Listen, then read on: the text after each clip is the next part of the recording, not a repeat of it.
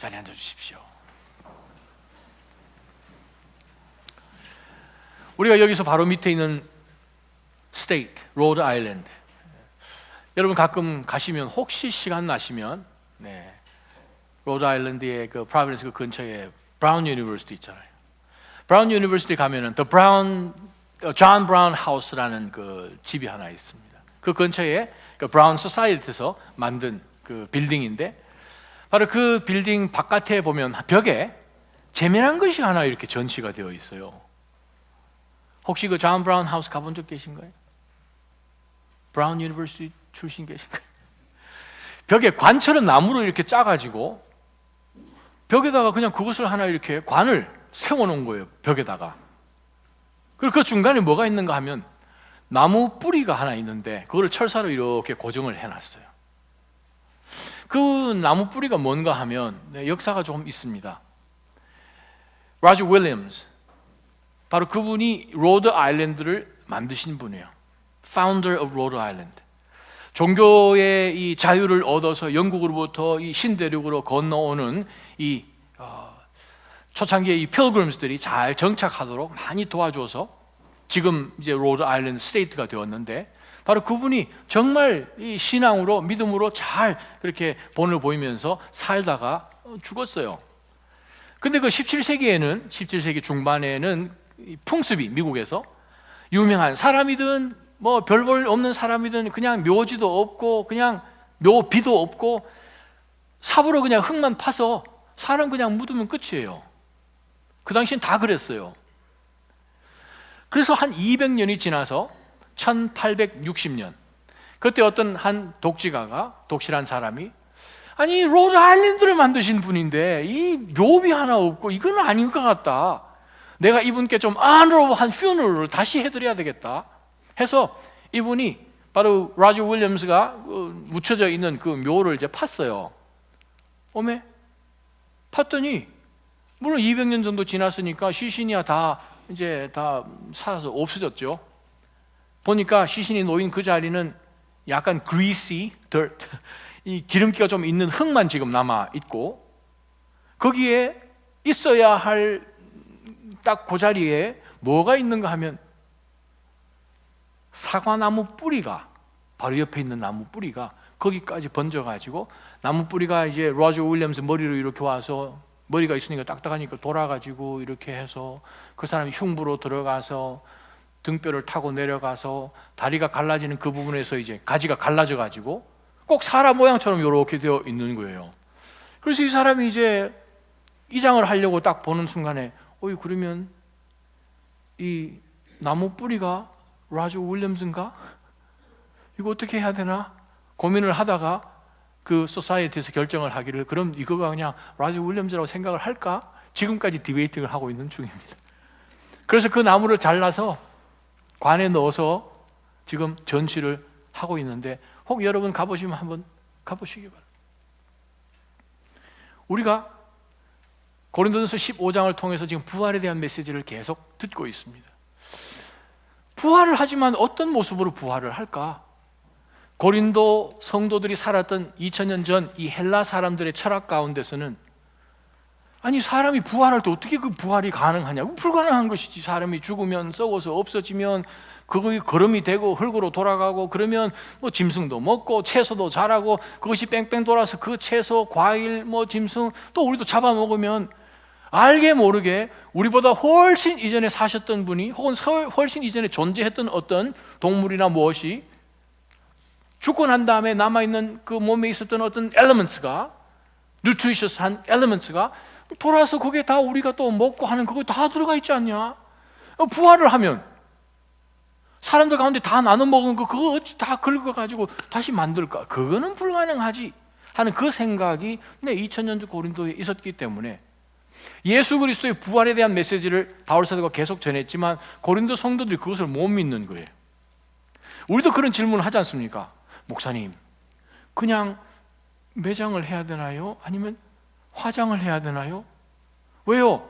목사님, 화장하면 부활할 때 어떻게 가루로 부활하나요? 그렇게 생각한단 말이죠. 부활. 그러면 교통사고 나서 돌아가신 분은, 아니면 강에서 그냥, 아니면 폭파사고? 어려서 돌아가신 생명은 부활하면 아기로 부활하나요? 여러분이 부활하시면 몇 대 우리 여고생 시대로 부활하고 싶으십니까? 어떻게 부활을 하기를 원하세요? 그러한 질문들이 사실 굉장히 많단 말이죠. 그래서 고린도 성도들이 부활의 얘기를 계속 전해 들으면서 바울 사도에게 던진 질문이 35절이에요. 35절 한번 보세요. 그러나 어떤 사람은 죽은 사람들이 어떻게 살아나며 어떤 몸으로 옵니까? 라고 물을 것입니다. 그렇습니다. 우리도 동일하게 질문하죠. 부활이 어떻게 거기 되지? 부활하면 몸은 어떻게 되지? 어떤 몸으로 될까? 그러한 질문들을 가지고 고린도 성도들이 바울 사도에게 질문을 던졌더니 그 질문에 대한 대답이 오늘 섹션입니다.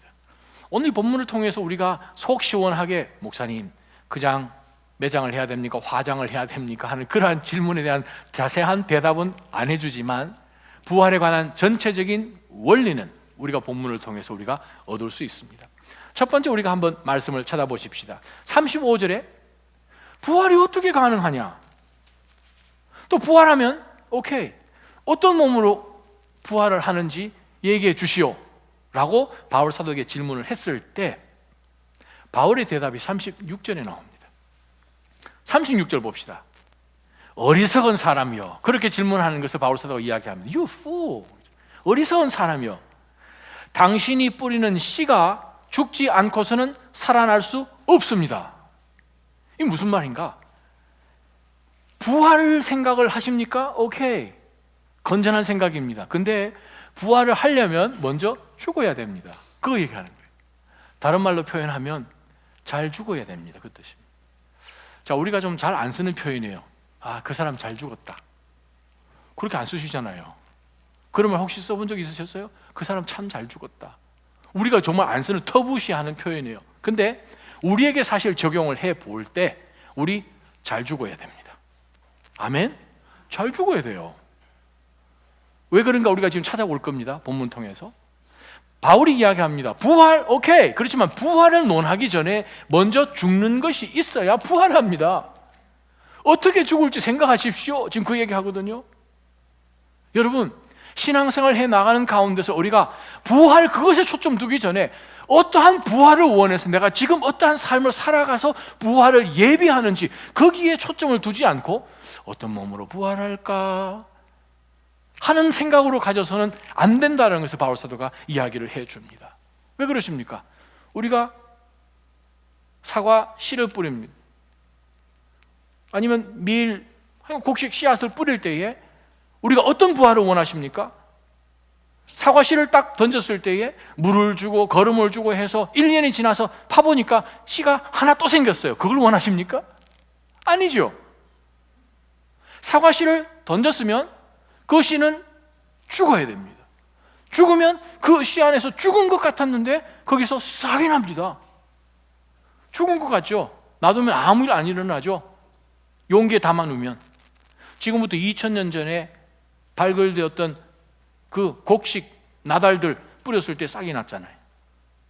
이스라엘의 마사다, 로마를 항거해서 마지막까지 남았던 레지스탕스들이 남았던 그 지역, 그 지역까지 도망갔을 때 로마가 쳐들어가고 옆에 성벽을 짓고 이 사람들 점점 포위망을 좁혀갔을 때 거기에 불과 한 30여 명 남았던 마지막 저항자들이 다 자결을 하고 마지막 남았던 리더도 자결을 하고 죽는데 바로 그것 때문에 로마가 유대를 완전히 점령을 할 수 있었죠.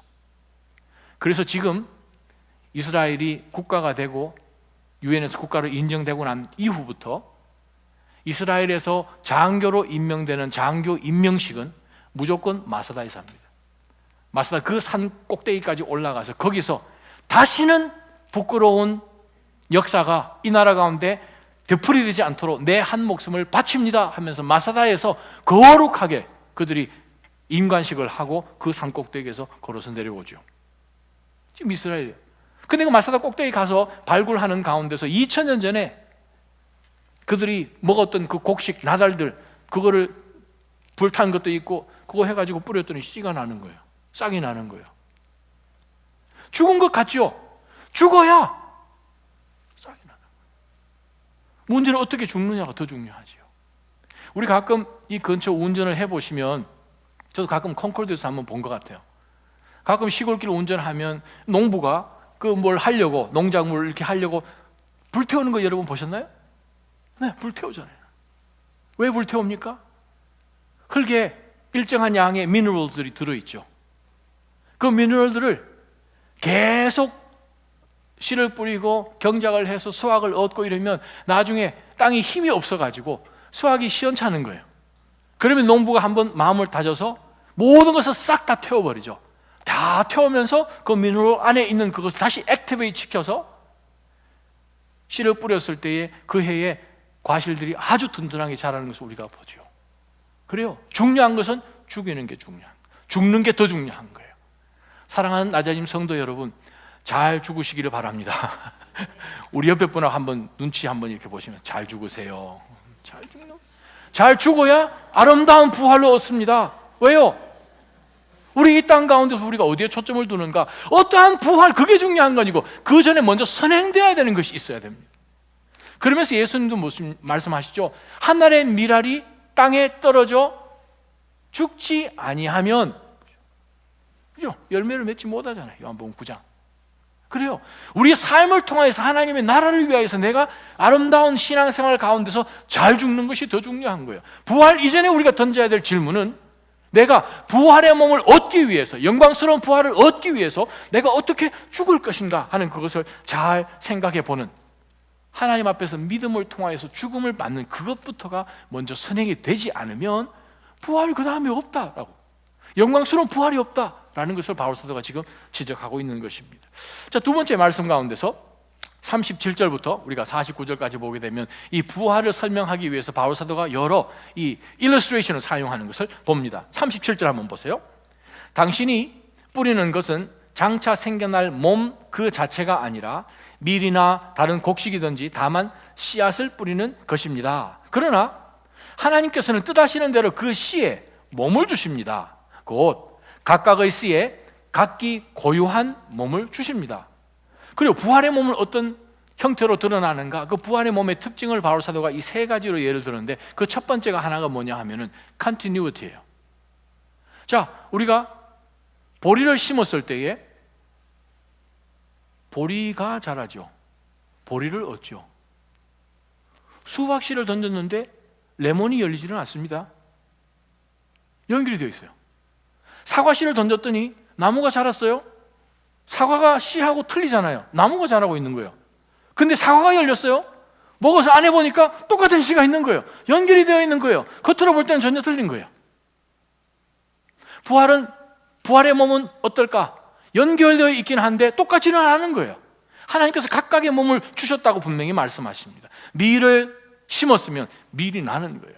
여러분이 아름다운 믿음으로 부활을 심었을 때에 영광스러운 부활로 하나님이 주신다는 거예요. 바로 그것을 보기를 바울 사도가 이 고린도 성도들에게 원한 거지요. 우리가 가지고 있는 이 육, 우리가 고린도전서 15장 50절에 보게 되면 혈과 육으로 혹은 육신과 피로 하나님의 나라를 유업으로 못 얻는다는 거예요. 그 말은 한번 죽어야 된다는 뜻입니다. 죽어서 부활된 몸으로 하나님의 나라를 유업으로 얻게 되는 거예요. 자, 그것을 놓치면 우리 이 세상 살아가는 가운데서 눈에 보이는 육적인 것에만 우리가 초점을 두고 살 수밖에 없어요. 소유하고 가지고 누리고 나누고 자랑하고 하는 세상적인 모든 이 안목의 정욕과 이생의 자랑, 또 이 육신의 정욕, 이러한 것들에 모든 것 초점을 두면 하나님이 원하시는 그 영광스러운 부활로 우리가 이루지를 못해요. 두 번째 바울 사도가 39절에 나오는 표현을 이렇게 합니다. 모든 육체가 다 같은 육체가 아닙니다. 사람의 육체가 다르고 짐승의 육체가 다르고 새의 육체가 다르고 물고기의 육체가 다른 것처럼 우리가 가지고 있는 이 육체도 죽으면 영광스러운 부활로 주실 때 이 영광스러운 부활의 육체는 다르다는 거예요. 달라요. 예를 들어 봅니다. 예수님께서 십자가에 달려서 죽으셨어요. 며칠 만에 부활하셨죠? 사흘 만에 부활하셨어요. 부활할 때 제일 먼저 부활하신 예수님을 만난 분이 누구시죠? 그래서 저희가 360통을 합니다. 네. 누구요? 마리아. 마리아가 예수님을 쫙 알아봤죠? 못 알아봤어요. 아니, 예수님 한 번밖에 못 봐서 얼굴이 삼삼했나요? 한 10년 전에 만나서 예수님 잘 몰랐나요? No. 예수님 돌아가시기 불과 며칠 전에 발 씻었던 여인이에요. 근데 그 여인이 예수님이 부활을 하셨는데 이 무덤은 비었고 누가 주님 가지고 갔는지 시신을 누가 치웠는지 좀 얘기해 주시오라고 이야기를 하면서 마리아는 예수님을 누구로 알았더라? 성경에 뭐라고 기록되어 있죠? 동산지기로 알았더라는 거죠. 어떻게 그게 가능해요? That's funny. 엠마와 가던 두 제자, 예수님하고 바로 귓가에서 지금 이야기하면서 수시간을 걸었어요. 그들이 예수님을 한 번도 만나지 못했나요? 아니에요. 예수님이 제자였어요. 12제자는 아니지만 그 밑에 있는 70명 제자 중에 아마 한 명이었겠죠. 둘이었겠죠. 근데 그들도 예수님과 대화를 나누고 예루살렘 성에 일어난 그러한 이야기를 계속 주고받으면서 또한 예수님께서 그것을 성령을 통하여서 풀어주실 때 나중에 그들이 깨닫게 되죠. 예수님이 그의 눈을 열어주셨을 때 그들이 예수님인 것을 그제야 알아봤어요. 부활의 몸은 어떤 몸일까? 우리가 생각하는 몸과 틀리다는 거예요. 근데 연결은 되어 있어요. 예수님이 부활하신 그것을 보여주시니까 착 깨닫는 거죠. 제자들에게 예수님이 나타나셨어요. 로마 병정이며 유대 그 종교 지도자들 때문에 두려워가지고 골방에서 문을 걸어 잠그고 안에서 그냥 숨어 있는데 예수님이 문도 열지 않고 벽으로 쑥 통과해서 들어가서 그 중간에 쓰셨습니다. 제자들이 주님 하지 않았죠. 뭐로 생각했어요? 귀신이다. 이런 설교는 밤에 해야 되는데 귀신이다. 그럼 놀랐죠. 못 알아보죠. 내니 평안하냐? 예수님 그렇게 하신 거죠. 단 한 번도 부활하신 예수님을 직접 즉시 알아본 경우가 없었어요. 육체가 틀리다는 거예요. 그런데 알아볼 수는 있고, 근데 다른 몸을 하나님께서 부활한 그 몸 가운데 주신 것을 성경은 분명히 이야기를 합니다. 구별되어 있다는 거예요. 구분되어 있는, 우리가 가지고 있는 육체와 부활의 육체는 다르다는 것을 분명히 보여주죠. 그 다음에 세 번째 말씀이에요. 40절에 41절 보세요. 영광이 다르다는 거예요. 자, 부활한 저와 여러분의 영광이 어떻게 다른가 봅니다. 또 하늘에 속한 몸들이 있고 땅에 속한 몸들이 있습니다. 그러나 하늘에 속한 몸들의 영광이 다르고 땅에 속한 몸들의 영광이 다릅니다. 해의 영광이 다르고 달의 영광이 다르고 별들의 영광이 다릅니다. 별과 별의 영광이 서로 다릅니다. 즉 우리가 살고 있는 이 땅 가운데, 이 지상 가운데 있는 것과 하늘에 있는 것이 다르죠. 우리가 육으로 살고 있는 이 땅에 속해 있는 모든 그러한 이 잠깐 있다 없어지는 영광들하고 영원한 하나님 나라에서 빛나는 영광하고는 다르죠. 근데 바울 사도가 특별히 41절 마지막에 아주 중요한 메시지를 우리 성도님들에게 하시죠. 별들과 별들 사이, 즉 별과 별 사이의 영광도 다르다는 거예요. 우리가 부활을 해서 하나님 나라에 임했는데 저와 여러분이 받을 부활의 영광이 각각 다르다는 거예요. 이게 어떻게 가능한가? 똑같지가 않다는 거예요. 왜 똑같지가 않을까? 우리가 하나님 앞에 믿음으로 얼마나 충성하며 하나님 나라로 소망하며 그 하나님 나라에 우리의 모든 마음을 들여서 믿음으로 섬겼는지 안 섬겼는지에 따라서 우리의 영광이 달라진다는 거예요. 저는 이 자리에 계신, 앉아 계신 사랑하는 한 분도 빠지지 않고 낮아진 모든 믿음의 성도들 삶이 하나님 앞에 딱 섰을 때에 환하게 빛나는 정말 그 아름다운 별의 영광으로 부활하시기를 주님의 이름으로 축원합니다. 다 만났는데 빛이 지금 배터리를 갈아야 할 것처럼 깜빡깜빡한 그런 인생으로 부활하면 그거 어떻게 되겠어요? 어떻게 되겠어요? 여러분 개털모자 얘기 들어보셨나요? 어느 목사님이 꿈을 꾸셨는데 하나님 앞에 딱 선 거예요. 줄 쫙 서서 이제 하나님 앞에서 그 들어가는 성문 앞에서 테이블이 길게 놓여 있는데 사람들이 이 세상 살아가는 가운데서 어떻게 살았느냐에 따라서 하나님이 면류관들을 다 준비해 놓으셨는데 목사님이 생각한 거예요. 이야, 나는 목사까지 했으니까 하나님이 주실 면류관이 굉장히 크겠지 해가지고 쩌르르 가가지고 이제 그 중에 제일 큰 거를 덥석 집었더니 헐렁헐렁한 거예요. 이거 아닌가? 그럼 뭐 하나 뭐 보석 한두 개 빠져도 괜찮다고 해서 두 번째 사이즈 트라이, 작은 거예요. 다 맞춰봐도 하나님 나라는 거짓이 없습니다. 그죠? 정확해야 됩니다. 그래서 안 맞는 거야. 머리 안 들어가는 거야. 면류관을 다 트라이아웃 했어요. 제일 끝에 뭐가 있었다? 개털로 만든 모자가 하나 있는 거예요. 여러분, 개털로 만든 목도리 해본 적 있으세요? 개털로 만든 자켓 입어본 적 있으세요? 밍크나 뭐 이런 거 가지고 하잖아요. 그래, 그 모자를 딱 써보니까 머리에 딱 맞더라는 거예요. 목사님이 소스라치도 놀라가지고 눈을 떴더니 꿈이었대요. 그때부터 열심히 잘 섬기셨다는 얘기를 전해오는 전래 동화처럼 들었습니다. 여러분, 영광의 성경은 분명히 다르다고 이야기합니다. 어떻게 사시겠어요? 부활만 논할 게 아니라 어떠한 부활로 임할 것인지, 그게 더 중요한 거예요. 잘 죽어야 되는 거예요. 결론적으로 잘 죽기 위해서는 잘 살아야 돼요. 어떻게 잘 살아야 됩니까? 하늘에 소망을 두고 살아야 돼요. 이 세상 가운데 소망을 두면 길게 살아봐야, 제가 오늘 좀 기마이 쓰겠습니다. 150년, 하나님 여러분이 입을 쫙 벌리시네. 150년을 살아도 영원한 나라하고 비교를 하면 너무나 짧고, 이거는 뭐 한 티끌만도 못한 짧은 시간이에요. 어떻게 사느냐에 따라서 영원한 나라를 준비하는 것이 다르겠지요.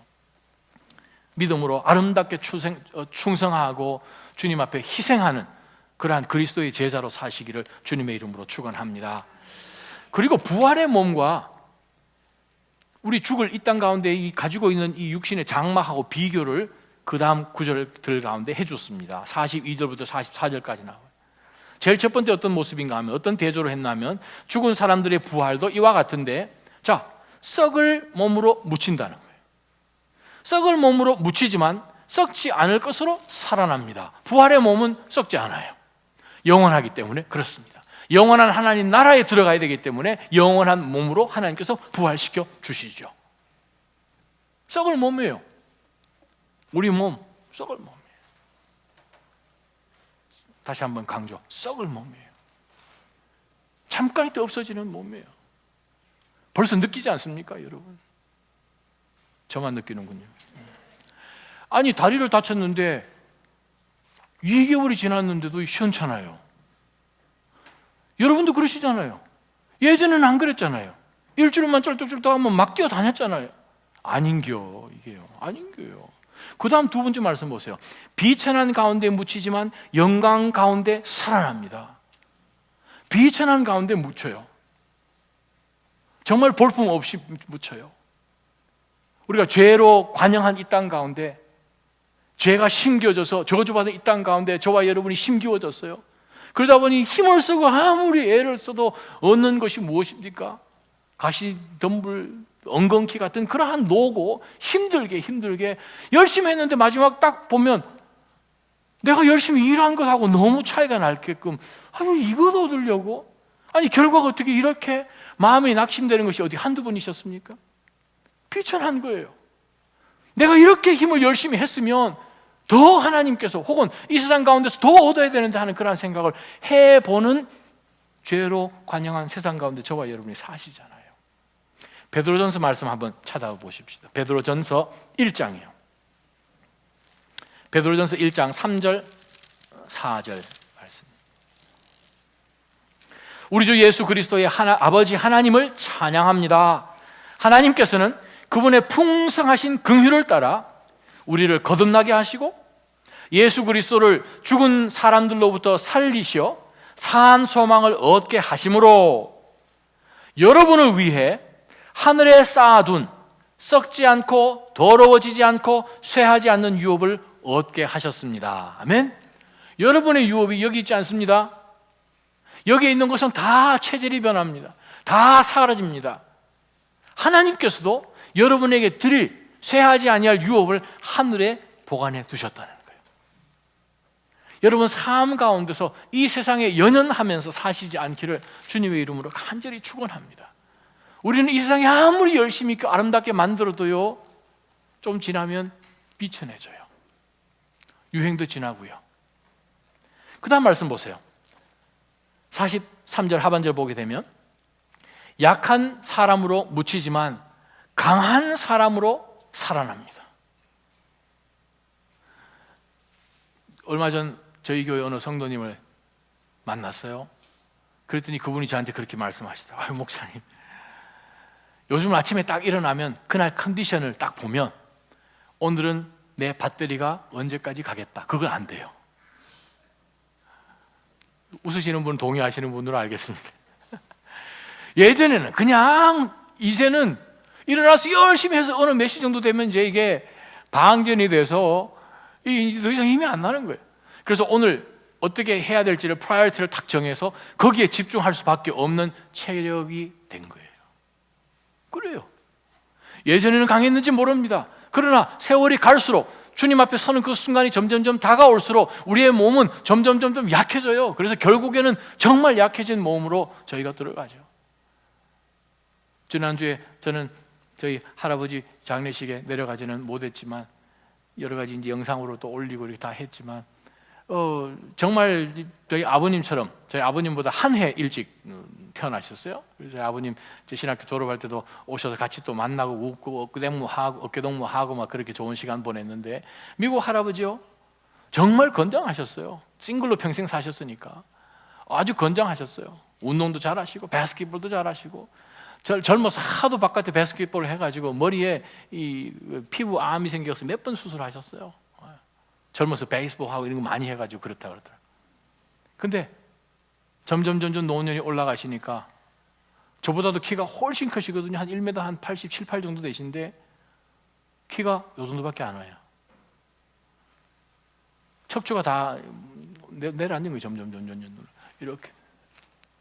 나중에는 그 건장하신 할아버지가 휠체어에 앉아 점점 지난 한 30년 동안 이렇게 뵐 때 우리 몸이 그래요. 우리 이 세상이 그래요. 언젠가 우리는 바로 연약한 가운데서 우리는 묻힐 수밖에 없어요. 그런데 하나님은 우리에게 약속해 주십니다. 강함으로 하나님이 되돌려 주시는 거예요. 여러분에게 정말 강함으로 되돌려 주십니다. 지금은 육신이 연약하죠. 눈도 침침하고요. 요즘 저는 이 성경 준비하고 잔잔한 글씨 보려면 너무 힘들어요. 예전에 쓰는 성경책을 제가 사용을 못해요. 그래서 제가 미국에서 판매하는 제일 큰 성경을 제가 그저께 구입했어요. 라지 사이즈로. 거의 책가방만 하더라고요. 들지를 못해, 무거워가지고. 그래서 집에서만 보는데 그걸 보니까 얼마나 편한지, 그걸 보는 순간 같구나 하는 생각이 더 했어요. 우리 정말 연약한 몸. 그러나 하나님은 우리에게 믿음으로 죽을 때, 잘 죽을 때 강한 몸으로 부활시켜 주십니다. 그 다음 보십시다. 44절 보게 되면 자연의 몸으로 묻히지만 영적인 몸으로 살아납니다. 우린 자연인으로 죽지요.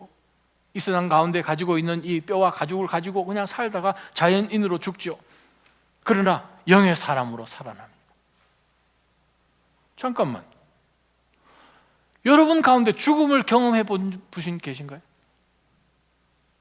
이거 굉장히 중요한 질문이에요. 대답 잘 하셔야 돼요. 조 목사님이 왜 저 질문을 할까? 그걸 잘 생각해 보셔야 돼요. 여러분 가운데 죽음을 경험해 보신 분이 계신가요? 제가 익스펙트 하기는 모든 분들이 손을 들기를 익스펙트 합니다. 왜요? 우리가 안 죽으셨나요? 내가 그리스도와 함께 십자가에 못 박혀지잖아요. 죽으셨어요. 다 죽으신 거예요. 지금 다 죽었어요. 우리 자신에 대해서, 육에 대해서, 육정에 대해서, 세상적인 그런 정욕에 대해서 우리가 죽은 거예요. 우리가 사는 것은 I've been crucified with Christ. It is no longer I but Christ who lives in me. 우리가 속에 계시는 바로 그리스도께서 사신 거잖아요. 우리 십자가에 매달렸으니까, 죽었으니까. 바로 그 그리스도의 충만함으로 살게 되면 이미 우리가 육 가운데 살지만 영의 통치를 받아서, 영의 컨트롤을 받아서 지금 이미 사는 것이 영의 삶인 줄 믿습니다. 바로 그것이 부활의 소망 가진 사람의 특징이에요. 부활의 소망이 없는 사람은 육에도 갔다가 영에도 갔다가 왔다 갔다 하죠. 예배도 왔다 갔다 하죠. 그것이 내 삶 가운데 변화를 일으키는 스파크가 되지는 못한다는 거예요. 죽었다고 고백은 하는데, 그렇습니다. 우리가 말씀 가운데 있는 것이 무엇입니까? 영의 몸으로 살아난 것, 이미 그리스도 안에서 우리에게 부활을 주셨습니다. 아멘. 이미 우리는 부활이 있는 것을 알아요. 이미 내 안에 부활하신 그리스도께서 사신 거예요. 그리스도께서 사시는데 내 삶이 죽음 가운데서, 육신 가운데, 장막 가운데 갇혀있게 살 수는 없는 거지요. 나자인 성도 여러분, 저희는 이미 이 죽음을, 자연의 죽음을 경험했고 영의 죽음 통하여서 부활이 우리 가운데 들어와서 영으로 살아난 것을 믿으시는 그 믿음 가운데 서시기를 주님의 이름으로 축원합니다. 그러면서 바울 사도가 마지막에 두 사람을 비교를 해줍니다. 육, 자연, 연약하고 비천하고 썩어질 바로 그 프로토타입인 아담을 소개합니다. 그 반대로 부활의 몸, 부활의 생명으로 두 번째 아담, last 아담, 마지막 아담인 예수 그리스도를 비교를 저희들에게 해줍니다. 자, 기록되기를 45절, 첫사람 아담은 생명이 있는 영이 되었다. 창세기 2장 7절 말씀을 인용합니다. 하나님이 흙으로 아담을 만드시고 그 코에 생명을 불어넣으셨습니다. He breathed. 그랬더니 그가 living being이 되었더라. 생영이 되었어요. 살아서 움직이는 사람이 되었어요. 영을 받았으니까. 근데 그 영을 받았지만 그 몸이 사는 것이에요. 근데 마지막 아담은 다릅니다. 영을 받아서 딱 라이프 스팬 가지고 사는 것이 아니라 마지막 아담은 생명을 주는 영이 됐습니다. 예수 그리스도는 생명을 주는 영이 된 거예요. 그 생명을 주는 그분이 우리 가운데 오시니 우리에게 생명을 주시는 거예요. 아담으로 살면 우리는 자연인으로 살다가 좀 거창하게 들리죠. 자연으로 돌아가는 거예요. 근데 부활을 하죠. 근데 그 부활이 무시무시한 부활이죠. 예수 그리스도를 구세주로 영접을 하지 않고 이 세상 가운데서 그냥 이 첫 아담의 후손으로 살면, 거듭나지 않으면 부활은 했는데 부활하는 바로 그 순간 심판대 앞에 서게 되죠. 가인이 있습니다. 아벨이 있습니다. 첫째, 둘째요. 이 사람은 하나님하고 상관없이 하나님만 붙들었어요. 근데 죽었어요. 하나님이 아벨을 선택하셨기 때문에. 아브라함에게 아들이 둘 있었습니다. 그죠? 물론 나중에 더 낳았지만 둘. 첫째는 누구예요? 이스마엘. 둘째는 이삭. 하나님이 누구를 선택하셨어요? 이삭을 선택했죠. 자, 이삭에게 두 아들이 있었어요. 첫째는 에서, 둘째는 야곱. 몇째를 선택하셨나요, 하나님이? 예수님이 니고데모를 만나셨어요. 요한복음 3장에서 니고데모를 만났을 때에 예수님이 하신 말씀이 있어요. 네가 다시 태어나지 않으면, 거듭나지 않으면 하나님 나라를 볼 수도 없다 그랬어요. 들어가고 이런 걸 고사하고 볼 수도 없다 그랬어요. 우리가 처음 태어나면, 한 번만 딱 태어나면, 첫째로 그냥 아담 밑에만 있으면 창조주 하나님은 심판주 하나님이십니다. 두려워요. 딜하고 싶지 않아요. 교회 나가고 싶지 않아요. 그런데 예수 그리스도를 구세주로 영접을 해서 우리가 다시 한번 born again 되면 바로 그 창조주 하나님, 무서웠던 심판주의 하나님이 데디가 되는 거예요. 아빠가 되는 거예요.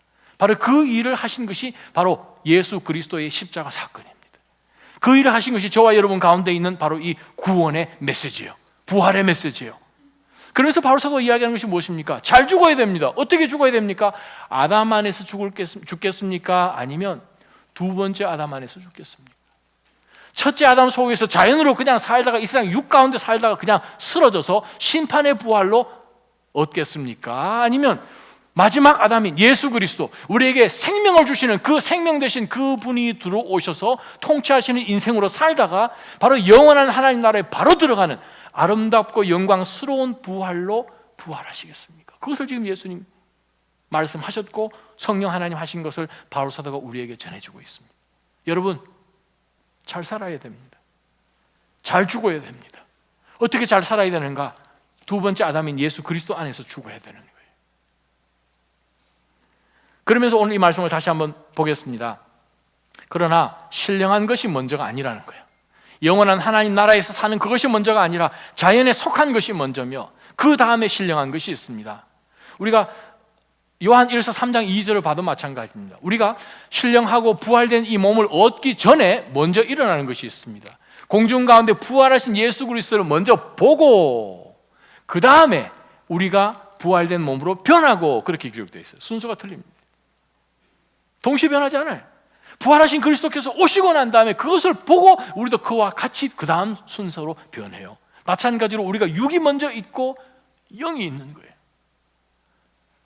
계속 말씀을 보겠습니다. 첫 사람은 땅에서 났으므로 흙에 속한 사람이니 둘째 사람은 하늘에서 왔습니다. 그 흙에 속한 사람과 같이 저 흙에 속한 사람들도 그러하고 그 하늘에 속한 사람과 같이 저 하늘에 속한 사람들도 그러합니다. 천사에 대한 내용 이야기는 합니다. 49절, 우리가 흙에 속한 사람의 형상을 입은 것처럼 또한 우리는 하늘에 속한 사람의 형상을 믿으면 입을 것입니다. 그 말이에요.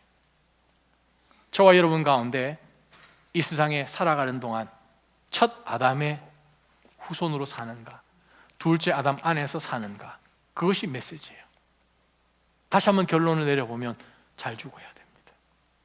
그러면 우리가 이 부활을 믿는 믿음의 성도로서 우리가 어떻게 살아가야 하는가? 두 가지죠. 이미 그리스도께서 우리 안에 들어오셨기 때문에 우리는 어떤 사람입니까? 거룩한 하나님의 성전이에요.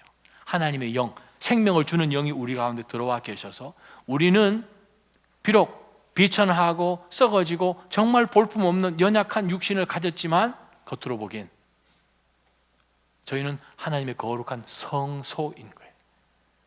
성소는 거룩하게 킵해야 되죠. 성소를 더럽힐 수 있습니까? 교회 예배당 안에 예배 드리면서 누가 한 사람이 컴퓨터 켜놓고 포르노 볼 수 있습니까? 어찌 그런 일을? 마찬가지야. 하나님의 영이 거하시는 이 거룩한 몸을 가진 이 육체 가운데서, 이 육신 가운데서 일어나는 모든 일들이 생각하는 것이며 먹는 것이며 마시는 것이며 모든 것이 구별되어 있지 않다면 거룩한 성소로 우리는 사는 게 아니죠. 영광된 부활을 얻으려면 우리 몸 가운데 일어난 이 모든 거룩한 행위가도 다 연결되어 있는 것을 우리가 기억해야 됩니다. 두 번째는 무엇입니까? 우리의 이 겉사람은 연약하고 부활을 얻어야만 하나님 앞에 설 수 있는 연약한 것이에요. 그러면 우리가 어디에다 집중을 해야 될까요? 썩어서 없어질 이 육신에 집중을 할까요? 아니면 영에 집중을 할까요? 속사람에게 집중을 할까요? 그래요. 속사람에게 집중을 해야 됩니다. 아무리 아름답게 가꿔도 인생 길어봐야, 그 아름답고 탱탱하던 피부 길어봐야 50년, 60년이에요. 그렇지 않습니까? 동의를 안 하시는 거예요. 아무리 화장품 좋아도, 네. 근데 여러분 아십니까? 천국 가면 베이비 오일만 발라도 그냥 뻔할 거예요. 아마. 할렐루야.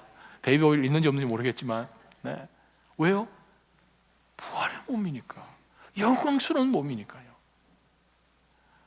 자, 우리가 그 부활의 몸을 집중하기 위해서는 우리 육신에 올인 하지 말라, 그 뜻입니다. 요즘 세상은 깎고 비비고 밀어넣고 삭제하고 집어넣고 뭐 높이고 낮추고 요즘 이 플라스틱 서저리가 얼마나, 그것도요 20년 30년 지나가면 막 새고 그러잖아요. 보형물 넣었더니 그게 또 이 새서 애 젖을 먹였더니 거기로 막 들어가서 뭐 쑤하고 지금 미국 한국 난리잖아요. 지금 그렇거든요. 여러분 모르시는구나. 네, 그래요. 지금 한국에서 보형물 집어넣으면 그 한쪽에 썩어서 괴사가 돼가지고 또 쑤하고 뭐 수술 또 해줄게, 당신 라이프타임 워런티 해가지고 계속해서 70, 80대도록 계속 코 높였다 낮췄다 하실 거예요? 거기에 목숨 걸지 말라, 그 뜻입니다. 왜요? 없어질 거예요. 그러면 어떻게 우리가 inner being, inner man, 우리 속 사람에게 우리가 어떻게 충만함으로 거룩하게 유지를 할 것인가? 첫 번째, 있는 그대로 받으세요. 있는 그대로 그냥 사세요. 왜요? 속 사람이 중요하니까. 겉에 있는 것 중요하지 않아요. 뭐 이 20대는 뭐 30대는 뭐 그러지만 나중에는 평준화 다 되잖아요. 평준화, 뭐 지식의 평준화, 뭐 건강의 평준화, 뭐 다 평준화 되거든요. 비스무리해요.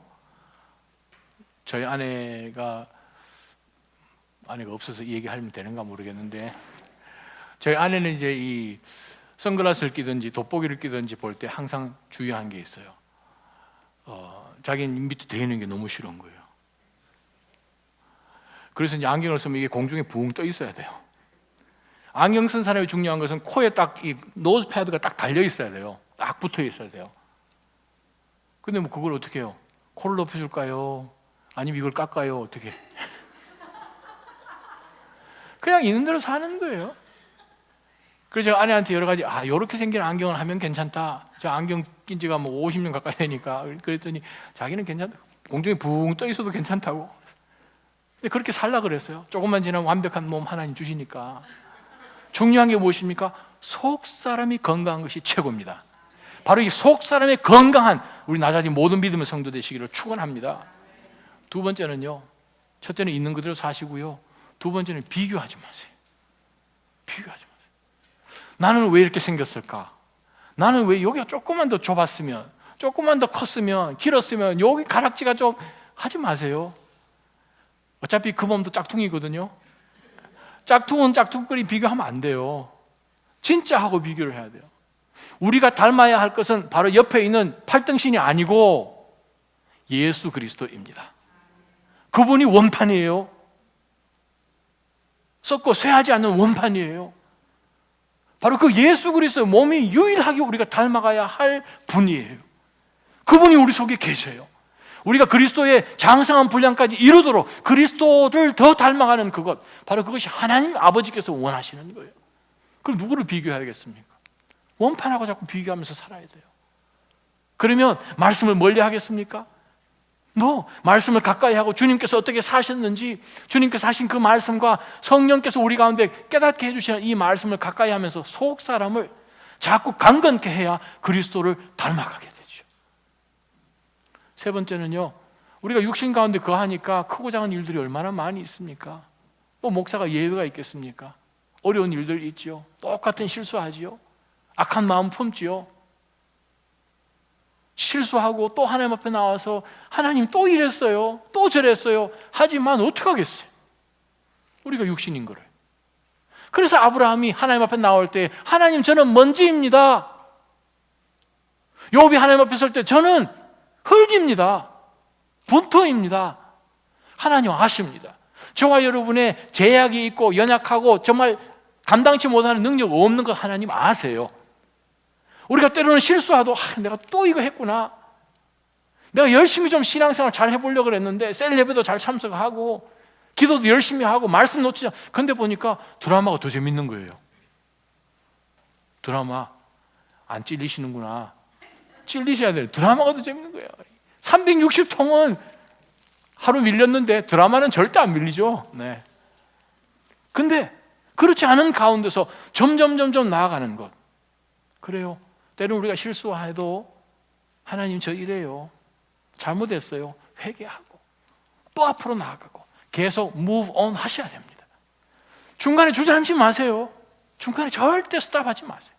끊임없이 계속해서 믿음으로 나아갈 때 우리 자신을 학대하고 낮추고 그냥 내 자신을 그냥, 그것보다도 어떻게 해요? 우리가 연약한 것을, 연약한 것 그대로 받고 우리도 그대로 보여주고 트랜스페런트하게 신앙생활 해나가는 가운데서 또 하나님 앞에 엎드리고 은혜를 또 입고 해나가는 가운데 걸음걸음 옮기면 그 끝에는 영광스러운 부활의 몸이 여러분을 위해서 기다리고 있을 줄 믿습니다. 바로 그거예요. 잘 죽으십시오. 목사가 이렇게 간 이상하네. 잘 사십시오. 아멘. 잘 사셔야 아름다운 부활을 우리가 맞게 됩니다. 이미 우리 가운데는 부활의 영이 들어와 계십니다. 영원한 것 주셨으니 그 영원한 것 놓치지 않고 잠깐 있다 없어지는 이것에 연연하면서 어리석게 살지 마시기를 주님의 이름으로 축원합니다. 기도하겠습니다.